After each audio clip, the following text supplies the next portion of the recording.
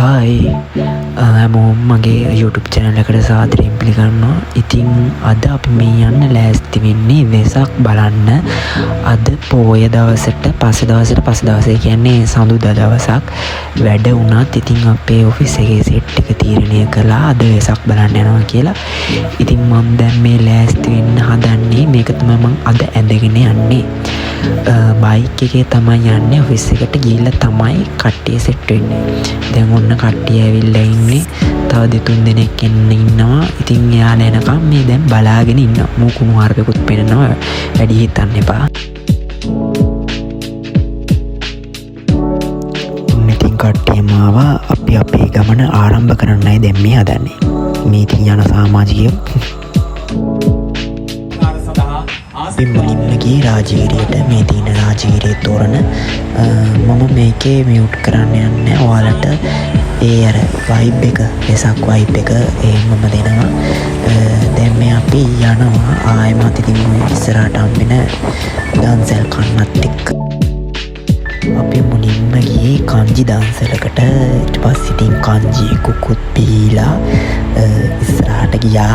යනකොට අයිස්ක්‍රීම් තිබ්බා. අයිස්ක්‍රීමුත් කෑවා.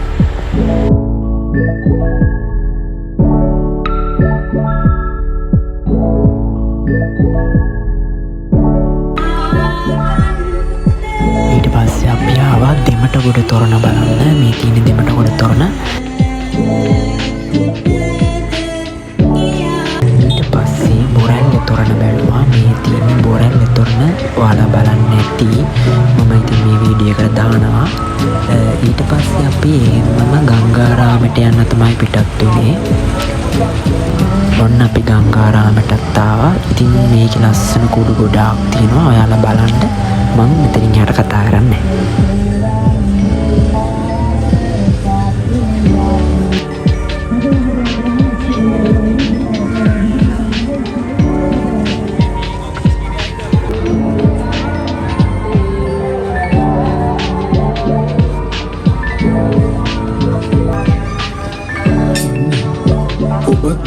ඇත්තටම පුදුමේ හිතෙනවා මේ කූඩුමේ නිර්මාණ දැක්කම. අපේ ලංකාවේ ඉන්න අය මෙච්චරටම දක්ෂයි කියන එක ගැන.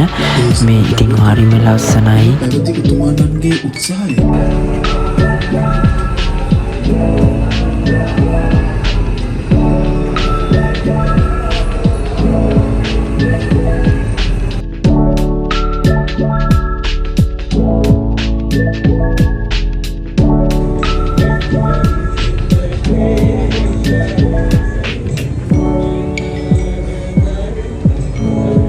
ගංගාරාමේ පාන්සල ගාව හරිම ලස්සනයි.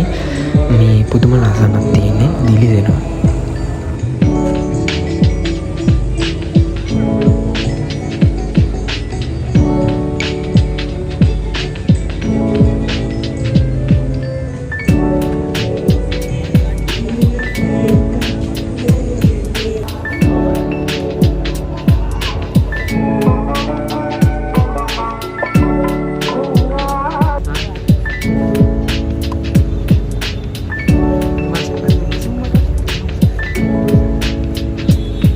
ඊට පස්සේ අපි ගංගාරාමේ පන්සල ඇතුළට ගියා.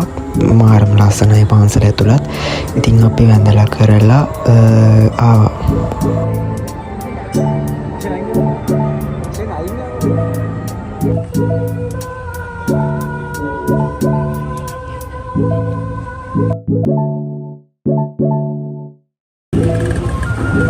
ඇත්තටම මේ තොරණ කොතන තොරණද කියලා ඇත්තටම මට මතක නැහැ. කොහොම හරි ඊට පස්සේ තොරන් ගොඩක් බැලුවා එතනින් එහාට අපි. ඒ ටික තමයි මේ ඔක්කොම තියෙන්නේ.